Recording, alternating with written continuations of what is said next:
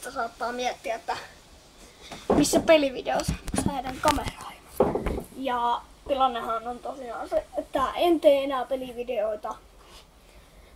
Ja sit mä teen tämmösiä montakin random juttuja.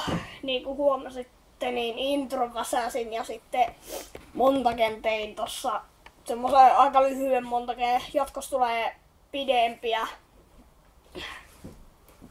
Ja niin, että joo. Niin. Mun piti sanoa jotain, mutta mä unohdin sen. Tätä videota en tosiaan leikkaa. Eli niin. Pelivideoita en enää tee ja montakin ja random tämmösiä.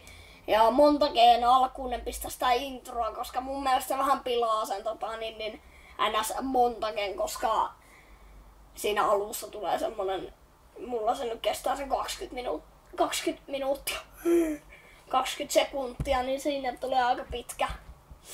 Niin joo. Saatana itikka. Että semmosia montakin sun muita tulee pelkästään nyt. Että tää oli tämmönen nopea ilmoitusvideo. Ja kohta tulee uusi montake.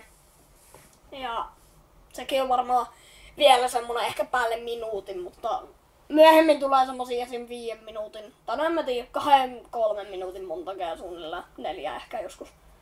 Että joo. Hei hei!